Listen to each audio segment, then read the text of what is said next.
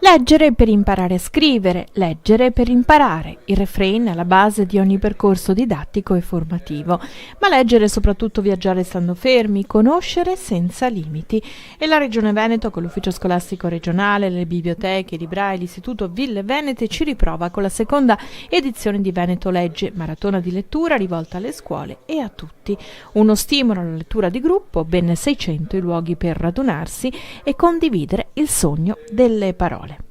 Il Veneto è una regione di lettori, lo dimostrano i dati statistici che dicono che i cittadini veneti e soprattutto le cittadine venete leggono percentualmente di più rispetto alla media nazionale. Questo noi pensiamo sia un dato positivo, ma è solo un dato di partenza. Questa iniziativa vuole trasmettere la cultura della lettura e soprattutto della lettura collettiva partendo dai ragazzi. La prima edizione ha conosciuto un grande successo, ha conosciuto oltre 370 scuole coinvolte, centinaia di biblioteche, centinaia di associazioni, di realtà sui territori che hanno coinvolto migliaia e migliaia di persone.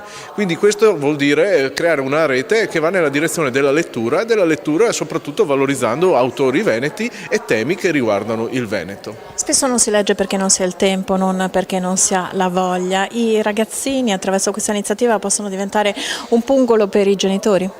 Ma diciamo che anche i social alle volte deviano dalla lettura come la conosciamo. Io penso che sia un modo diverso di interpretare la lettura che possa dare il futuro anche dei nuovi lettori. Il fatto di condividere l'esperienza e l'emozione di una lettura e di farlo insieme, magari di farlo in luoghi non usuali, andare non solo nelle biblioteche ma anche nelle librerie, negli esercizi commerciali, nelle scuole, nei luoghi di ritrovo, rappresenta un'esperienza che non viene dimenticata e che è già un'esperienza social.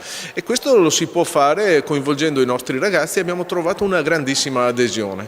Soprattutto possiamo dire che parlare di lettura oggi significa parlare di una crescita non solo culturale e personale ma anche di tutta la nostra comunità e quindi noi pensiamo di andare nella strada giusta. Si leggono i libri di carta oppure si possono leggere anche i libri digitali? Perché lei faceva riferimento ai social, di fatto attraverso i social, attraverso la rete, oggi tutti leggiamo di più necessariamente, quindi qual è la differenza tra il leggere tutto quello che ci capita sotto il naso e il leggere un libro?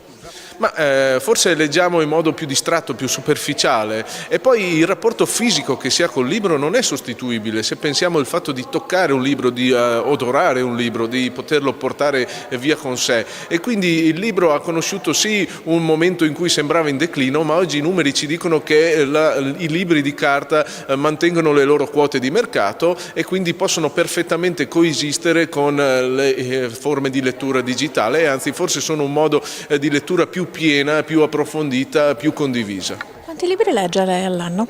Io cerco di leggere, ne leggo tanti ma non li finisco spesso, li leggo spizzichi e bocconi, ecco. Quindi ho libri sparsi in tutta la casa di cui ne leggo una pagina al giorno e quindi fare un conto non è facile. Genere preferito?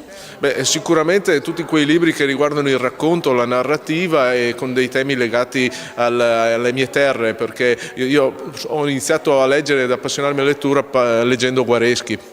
Mai venuta l'idea di scrivere oltre che leggere? Perché tanti scrivono, si scrive più che si legge. Certo, io scriverò sicuramente le mie memorie, sono in corso d'opera, ma penso che sia una gestazione piuttosto lunga. Il 28 settembre è l'ultimo miglio della maratona, con un evento speciale.